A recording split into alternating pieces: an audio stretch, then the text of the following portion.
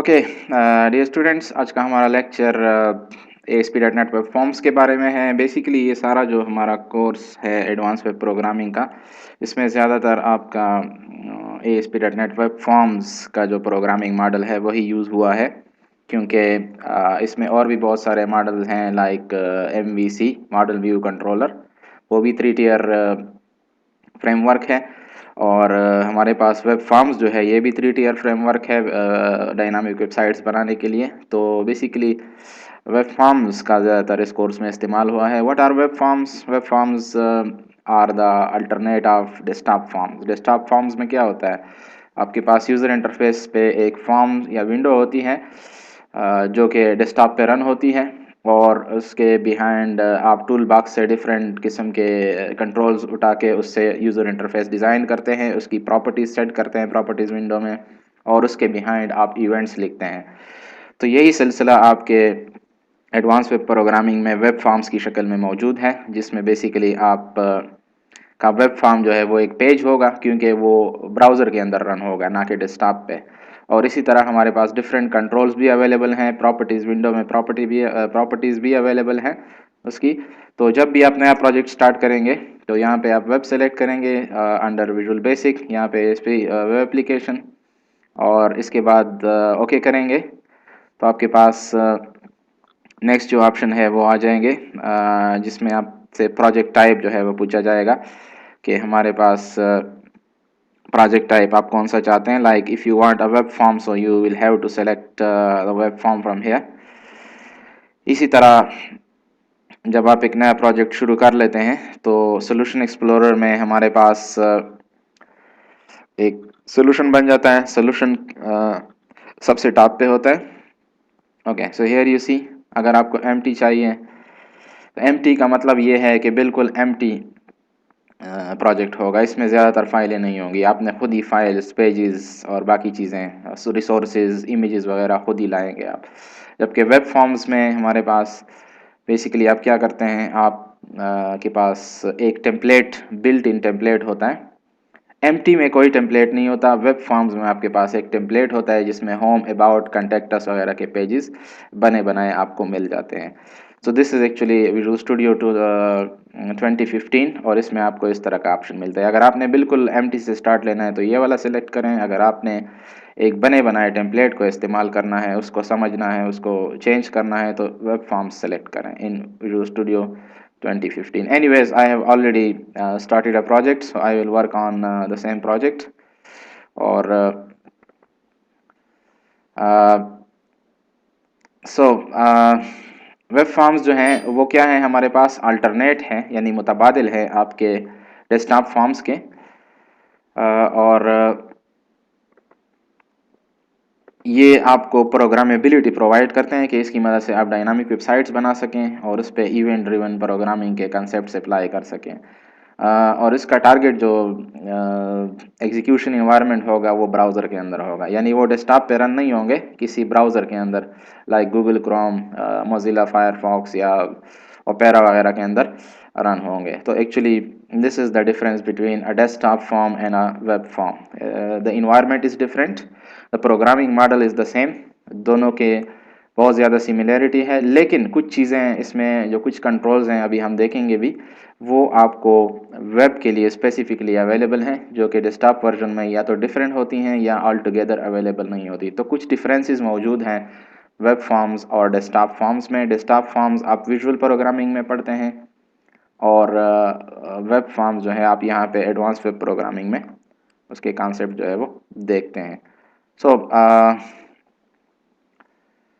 if you open another project, और you start बिल्कुल आप नया प्रोजेक्ट शुरू करते हैं या किसी पुराने प्रोजेक्ट को ओपन करते हैं, so you happen to have some files, कुछ फाइल्स आपके पास आ जाती हैं सोल्यूशन एक्सप्लोरर में। इसी तरह हमारे पास ये जो दरमियानी विंडो है ये आपके पास कोड विंडो होती है। On the right is a properties window, और कुछ इस तरह से डिफरेंट चीज़ें आपके पास आती हैं, जिसकी मदद से आप फिर वेब फॉर्म्स जो है वो कोड कर सकते हैं, उसका यूज़र इंटरफेस बना के उसके बिहाइंड इवेंट्स वगैरह आप इजीली लिख सकते हैं।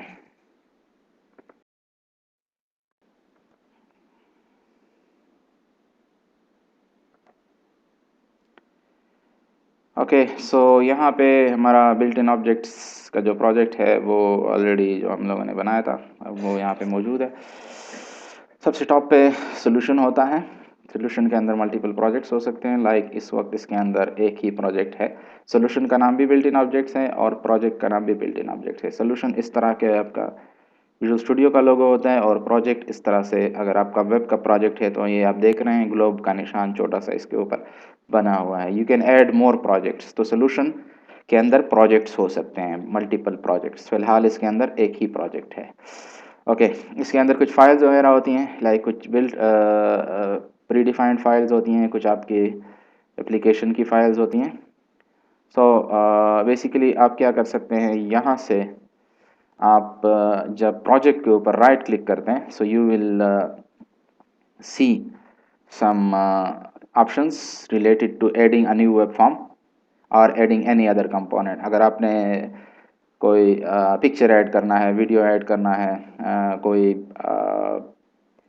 स्क्रिप्ट, जावा स्क्रिप्ट या डेटाबेस, जो भी आप ऐड करना है, तो आपने प्रोजेक्ट पे राइट क्लिक करके ऐड के मेन्यू से वो चीज़ आप इजीली ऐड कर सकते हैं। So here you see bunch of options are here. New item means के जो आइटम पहले से मौजूद ना हो। एग्जिस्टिंग आइटम, ये आपको मास्टर पेजेस की क्लास में मैंने बताया था कि अगर आप नेट से या कहीं से बना बनाया डिज़ाइन या टेम्पलेट डाउनलोड करते हैं तो आपने एग्जिस्टिंग आइटम जो है वो यहाँ पे ऐड करना होता है। इसी तरह आप फोल्डर भी ऐड कर सकते हैं इफ़ यू वांट, और रेफरेंस भी आप ऐड कर सकते हैं। रेफरेंस का मतलब होगा जिस तरह सी प्लस प्लस में हेडर फाइल्स हो सकती हैं, तो यहाँ पे आप रेफरेंस भी इंपोर्ट कर सकते हैं। इसके अलावा HTML, जावास्क्रिप्ट, स्टाइल शीट और वेब फॉर्म्स वगैरह क्लास भी आप यहाँ पे ऐड कर सकते हैं। अगर आपने कोई ऑब्जेक्ट ओरिएंटेड सिस्टम इम्प्लीमेंट करना है तो यहाँ पे आप वेब फॉर्म सेलेक्ट करते हैं और वेब फॉर्म को आप बेसिकली नाम भी दे सकते हैं। फॉर एग्जांपल आपका होम पेज यूजुअली जो होता है that is actually default .aspx। Okay कर लें। सो in a while you will see your web form here and web form का जो स्ट्रक्चर होता है that is very much 3 tier architecture को फॉलो करता है। इसमें टीयर 3 का भी जिक्र नहीं है, डेटाबेस की बात अभी नहीं हो रही, तो 2 tiers जो हैं हमारे पास यहाँ पे मौजूद हैं।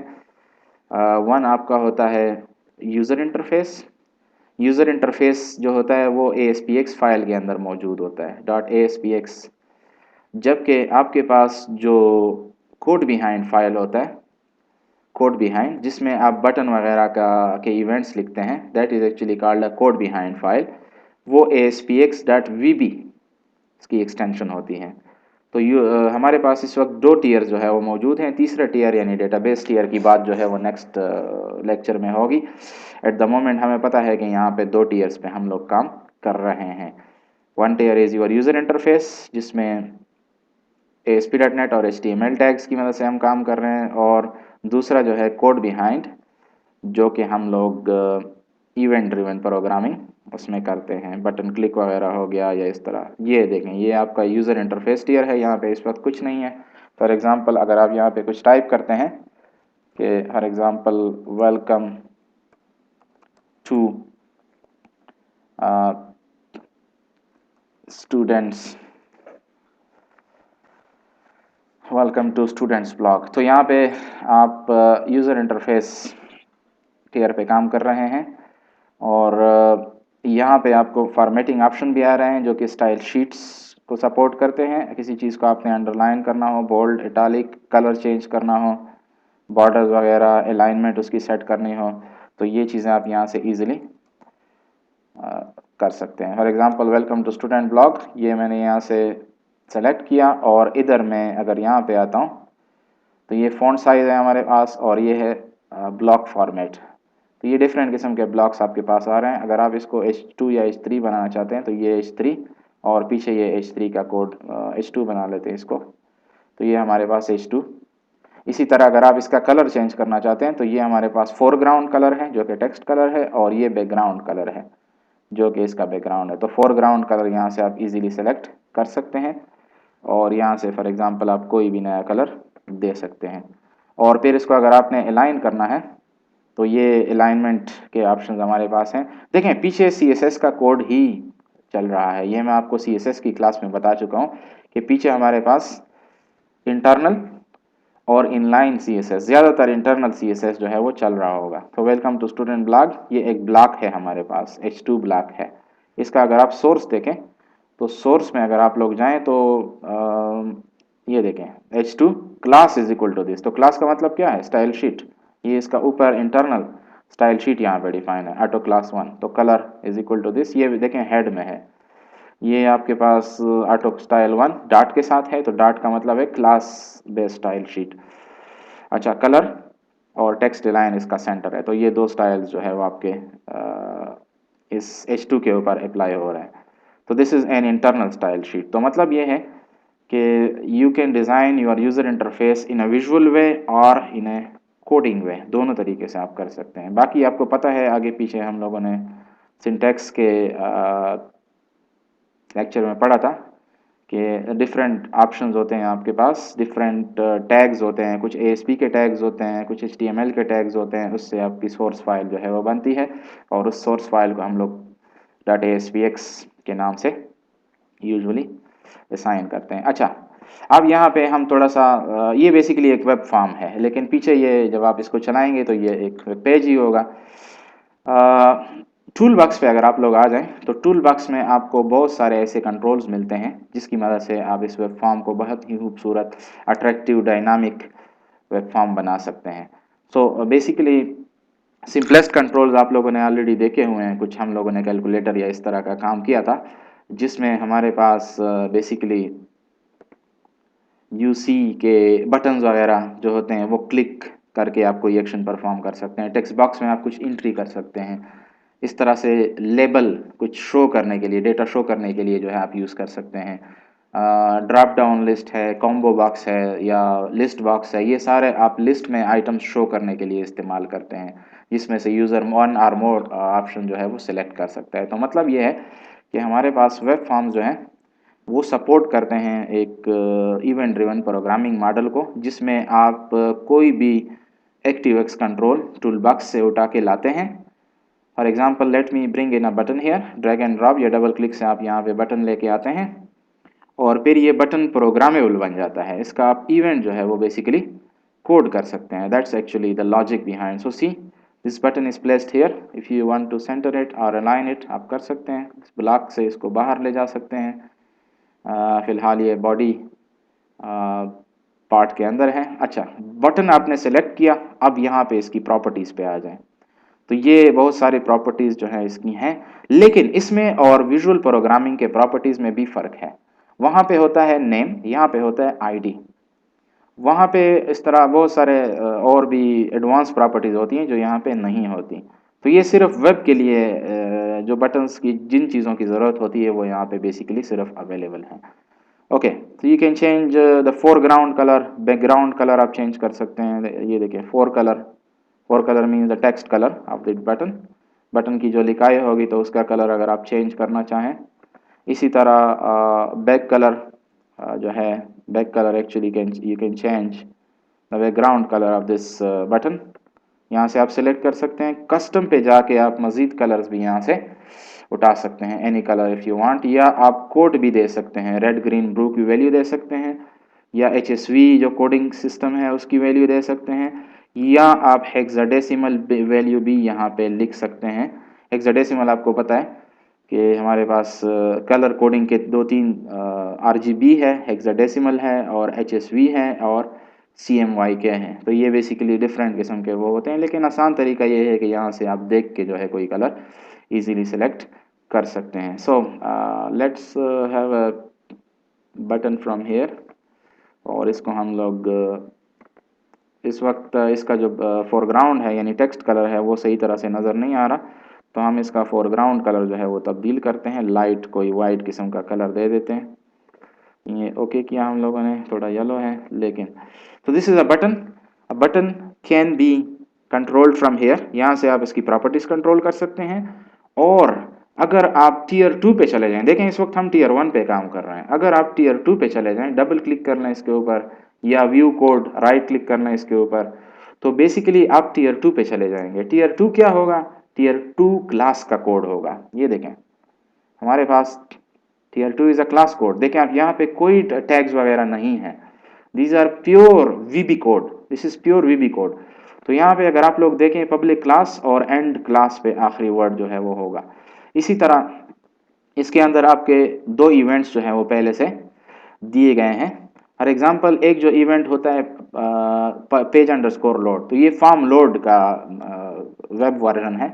यानी जब पेज लोड होगा तो आप क्या करना चाहते हैं अपने पेज के साथ या अपने कंट्रोल्स के साथ। इसी तरह जब आप बटन को क्लिक करेंगे तो आप क्या करना चाहते हैं अपने कंट्रोल्स के साथ। तो for example if I want to write something, तो I can say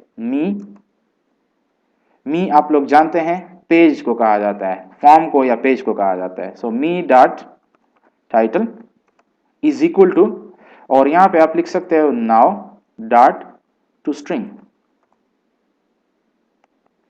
what are we doing, हम लोग फॉर्म का यानी पेज के टाइटल बार में क्या लिख रहे हैं, करंट डेट एंड टाइम, और उसको स्ट्रिंग में कन्वर्ट कर रहे हैं क्योंकि नाउ आपको डेट एंड टाइम देता है और उसको आप स्ट्रिंग में कन्वर्ट कर रहे हैं। So when you run this page you will see कि आपके टाइटल बार में, ऊपर पेज के टाइटल बार में करंट डेट एंड टाइम जो है वो आपको नजर आएगा। So this is actually a very very simple example of how you can code web forms inside visual studio. Okay, कुछ मजीद कंट्रोल्स को हम लोग डिस्कस करते हैं। यहाँ पे बहुत सारे कैटेगरीज ऑफ कंट्रोल्स हैं। For example ad rotator, ad rotator की मदद से आप एडवर्टीजमेंट्स वगैरह जो है वो शो कर सकते हैं जो कि चेंज होंगे।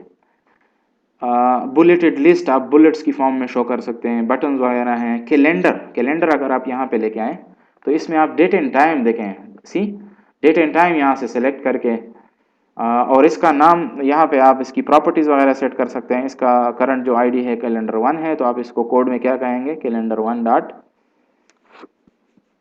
प्रॉपर्टीज। तो this is another control which is very useful for showing a calendar or allowing a user to select date and time। अगर आपने शेड्यूलर बनाना है, कोई कैलेंडर बनाना है, इस तरह का एप्लीकेशन है, तो उसमें आप ये कैलेंडर कंट्रोल इस्तेमाल कर सकते हैं। और इसकी प्रॉपर्टी क्या होगी, कैलेंडर 1 डॉट सेलेक्टेड डेट। तो सेलेक्टेड डेट जो प्रॉपर्टी होगी that will be actually give you the selected date. अच्छा, चेक बॉक्स, तो यू नो कि बेसिकली हमारे पास चेक बॉक्स क्या होता है, it's a kind of check और अनचेक स्टेटस हमें दे रहा होता है। फॉर एग्जांपल यहाँ पे अगर हम इसका टेक्स्ट जो है वो रखें, I want to receive the newsletter, तो हम लोगों ने इसका टेक्स्ट जो है वो सेट किया। अब आप चाहते हैं कि इनिशियली ये चेक हो या अनचेक हो, तो यहाँ पे आप स्टेटस इसका चेंज कर सकते हैं, चेक्ड। चेक्ड इस वक्त फॉल्स है। अगर आप चाहते हैं कि यूज़र जब इसको रन करे तो ये ट्रू हो, तो देखें ये इनिशियली ट्रू होगा, और फिर जब उसको यूज़र अनसेलेक्ट करेगा तो ये फॉल्स हो जाएगा। तो ये can actually receive a binary यानी बुलियन वैल्यू आप सेलेक्ट कर सकते हैं ट्रू और फॉल्स की, चेक्ड की शक्ल में आप चेक बॉक्स से सेलेक्ट कर सकते हैं कि उसका जवाब हाँ में है या नहीं में है। This is actually the concept of a check box. इसी तरह हमारे पास चेक बॉक्स लिस्ट है, यानी इसमें मल्टीपल लिस्ट बॉक्स होंगे जिसमें से आप ऑप्शन जो है वो चेक कर सकते हैं। ड्रॉप डाउन लिस्ट जो है वो आपका नॉर्मली वही लिस्ट होता है जो कि आप क्या कर सकते हैं, इसको आप ओके थोड़ा सा इसको स्पेस दे देते हैं। यहाँ पे ये हमारे पास जिस तरह लिस्ट बॉक्स होता है, तो इसको यहाँ पे ड्रॉप डाउन लिस्ट कहा जाता है। इसकी वैल्यूज़ आप सेट करेंगे फ्रॉम डेटाबेस से भी आप इसकी वैल्यू उठा सकते हैं, और आप यहाँ पे आइटम्स की मदद से वैल्यूज़ दे भी सकते हैं। फॉर एग्जांपल इस आइटम पे आप डबल क्लिक कर लें और यहाँ पे आप जो है ऐड, तो टेक्स्ट वैल्यू फॉर एग्जांपल मैं रखता हूँ BSCS। इसी तरह मैं दूसरी वैल्यू जो है वो रख लेता हूँ MSCS। इसी तरह से आप कहते हैं कि PhDCS।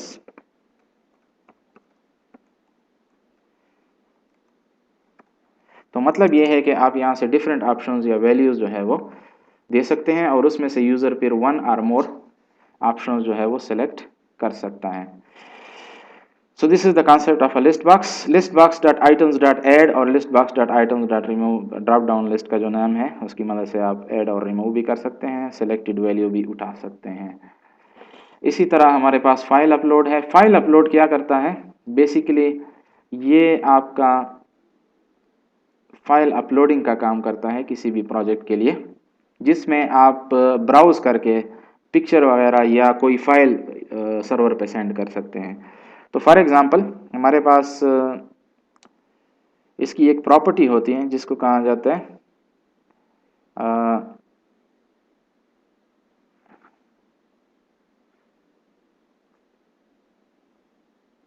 जो कि आप प्रोग्रामिंग से कंट्रोल कर सकते हैं, dot file uploaded. File uploaded एक प्रॉपर्टी होती है जिसकी मदद से आप पे देख सकते हैं कि यूज़र ने फाइल अपलोड किया है या नहीं।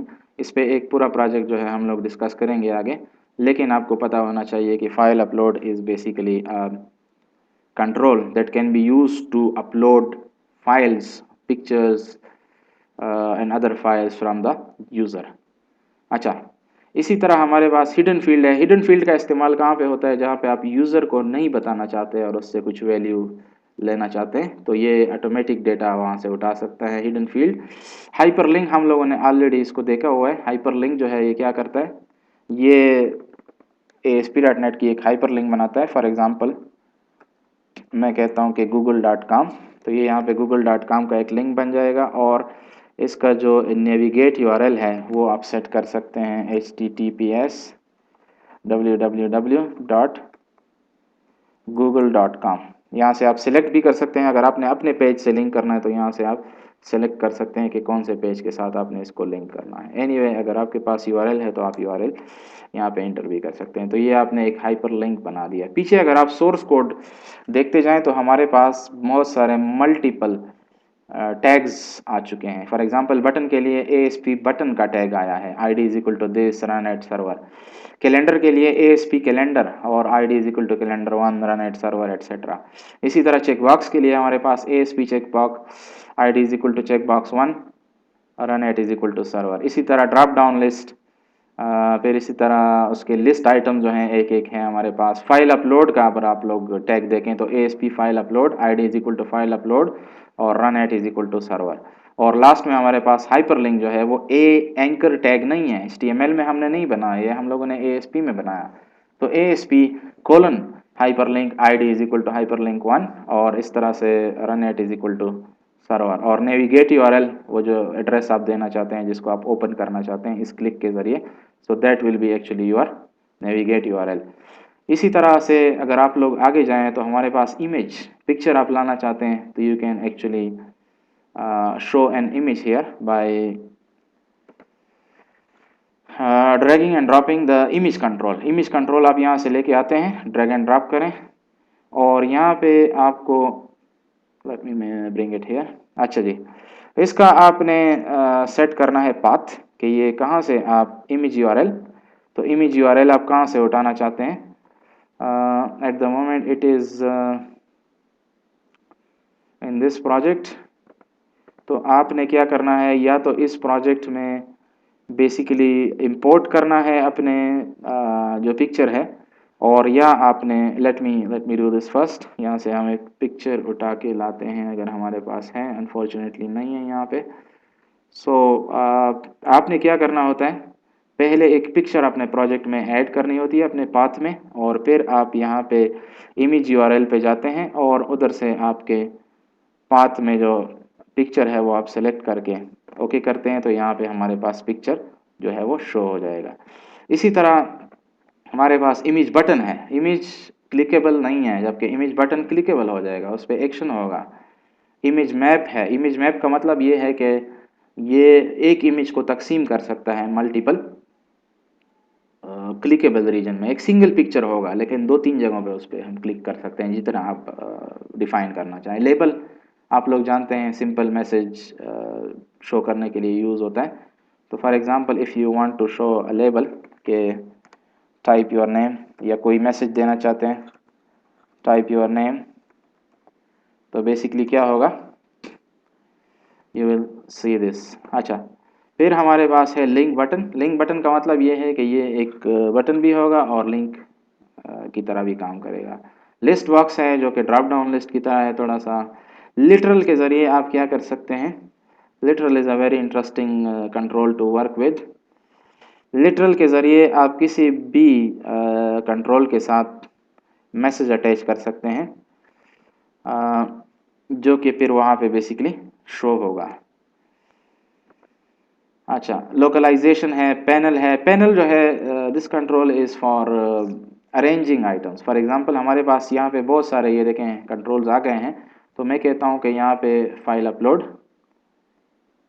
जो है ये इस पैनल के अंदर आ जाए, इट्स अ कंटेनर। इसी तरह ये लिस्ट बॉक्स इसके अंदर आ जाए, तो ये यहाँ पे मैं ड्रैग एंड ड्रॉप कर रहा हूँ। तो और फिर मैं कहता हूँ कि यहाँ पे कैलेंडर हमारे पास आ जाए। और लास्ट वन इज़ कि मैं इसके अंदर ये जो चेक बॉक्स है ये भी लाना चाहता हूँ। तो देखें ये पैनल के बॉर्डर्स आपको नज़र आ रहे होंगे, ये एक कंट्रोल को ग्रुप कर सकता है, यानी वो 4-5 कंट्रोल्स एक ग्रुप का हिस्सा बन जाएंगे, फिर आप उस पर इकट्ठे जो है वो काम कर सकते हैं। अब आप इसको देखें, ये 4 कंट्रोल्स इसके अंदर हैं। तो पैनल को मैं अगर ऊपर लेके आता हूँ या कोई और इसके ऊपर ऑपरेशन परफॉर्म करता हूँ, तो आप लोग देख लेंगे कि सारे हमारे पास कंट्रोल्स उसके साथ मूव करते हैं, उसके साथ आप इसको easily, if you see here, you can duplicate, you can move it around, you can group। तो ये बेसिकली एक ग्रुप बनाता है हमारे पास पैनल कंट्रोल। इसी तरह रेडियो बटन है। रेडियो बटन आप लोग जानते हैं चेक बॉक्स की तरह होता है।